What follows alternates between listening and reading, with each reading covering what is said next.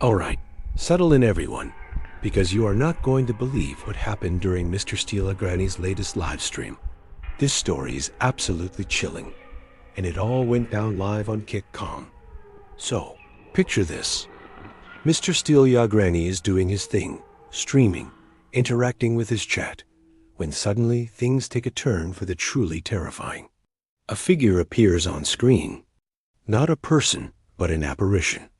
A ghostly woman, pale and ethereal, materializes right there. And she doesn't just flicker and disappear. She speaks.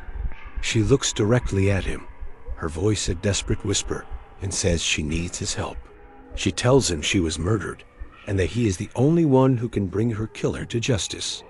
The chat went absolutely insane. Was this a prank? A brilliant special effect? Or was this real? Mr. Steele Granny, visibly shaken but incredibly brave, decides he has to see this through. He tells his viewers he's going to follow her, and he keeps the stream rolling. He gets up, grabs his gear, and steps out into the night, the chat flooding with messages of both fear and encouragement. The apparition floats just ahead of him, a shimmering light in the darkness, leading him away from his house and into the woods. The deeper they go, the darker and more menacing the forest becomes. The sounds of the night seem to amplify, every snap of a twig, every rustle of leaves sending a shiver down his spine and ours. He's talking to his viewers the whole time, his voice a mix of terror and determination, describing everything he sees. The ghost doesn't speak again, but her presence is heavy, pulling him forward. She leads him to a small, dark opening in a rock face, a cave. Hesitantly, he steps inside, his camera light cutting through the oppressive blackness. And there, on the damp ground, is a single bloody shoe. It's a woman's shoe, stained with a dark, terrifying red.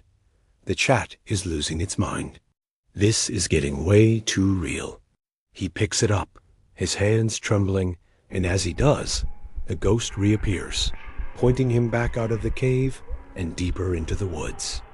The ghostly guide leads him on a harrowing journey, twisting through ancient trees until they reach a clearing. In the middle of it stands a dilapidated old cabin, the kind you see in horror movies.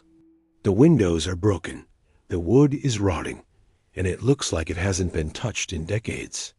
This, the apparition communicates without words, is the place. This is where it happened. Taking a deep breath, Mr. Steele Granny pushes open the creaking door and steps inside. The air is thick with the smell of decay and sorrow. The camera pans across the room, revealing dust-covered furniture, cobwebs hanging like shrouds, and a dark, ominous stain on the floorboards. It's a murder scene, preserved by time. His light falls upon a small framed photograph on a dusty mantelpiece. He picks it up and wipes away the grime. The image is faded, but the face is clear. It's a man, smiling. A man Mr. Steele Granny recognizes instantly. The apparition materializes beside him, her ghostly finger pointing at the man in the photo, her silent accusation screaming through the screen. The man in the photo is his neighbor, Mr. Smackberg, the friendly guy from down the street. The chat explodes with shock and disbelief. This can't be happening. Mr. Steele Granny is speechless for a moment, the photo shaking in his hand. The ghost of his murdered neighbor has just identified her killer. His mind racing, he knows what he has to do. He tells his viewers he's going back to confront him. He leaves the terrifying cabin, the ghost fading away behind him, and makes the tense journey back to his neighborhood.